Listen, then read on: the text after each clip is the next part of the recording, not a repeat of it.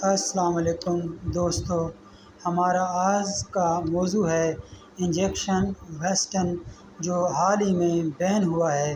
تو اس کے متعلق چند سوالات ہیں، جن میں فرسٹ پر کہ یہ ملٹی نیشنل روش کمپنی کا جیلی انجیکشن مارکیٹ میں کیسے آیا۔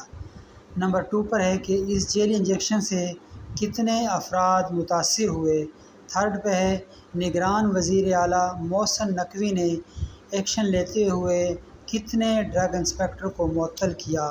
4 نمبر پر ہے اس انجیکشن کو سپلائی کرنے والے کا نام اور اس کا تعلق پاکستان کے کس شہر سے ہے اور وہ شخص گرفتار ہوا یا نہیں۔ نمبر 5 پر ہے یہ جیلی انجیکشن کن 2 بڑے ممالک میں بین ہو چکا ہے۔ تو یہ سب کچھ جاننے کے لیے جڑے رہیے اس ویڈیو میں ہمارے ساتھ۔ تو ویسٹن ایک رپورٹ کے مطابق پنجاب بھر میں اس جیلی انجیکشن سے متاثرہ افراد کی تعداد 77 ہو گئی ہے۔ ان میں وہ افراد بھی شامل ہیں جن کی بینائی ضائع ہوئی ہے۔ کیا حکومت ان کا ازالہ کر سکے گی؟ یاد رہے، امریکہ اور بھارت میں یہ انجیکشن بین ہے، لیکن پھر بھی یہ پاکستان پہنچ گیا کیسے؟ مارکیٹ میں یہ غیر رجسٹرڈ انجیکشن موجود تھے۔ ان کے چیک اینڈ بیلنس کا کیا نظام ہے؟ ہر ضلع کا متعلقہ ڈرگ انسپکٹر، ڈسٹریبیوٹر یا جو بڑے بڑے آئی ہاسپٹل ہیں سے فوری اسٹاک ضبط کرے۔ انجیکشن کی وارنٹی لازم ہے۔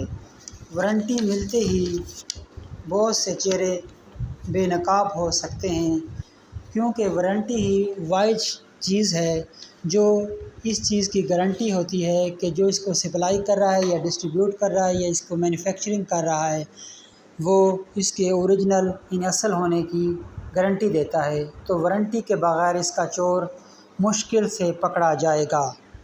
جبکہ میڈیا رپورٹ کے مطابق یہ تمام غیر جوہری انجیکشن لاہور سے نوید نامی سپلائر کرتا تھا، جو کہ اب عارفہ والا سے گرفتار ہو چکا ہے۔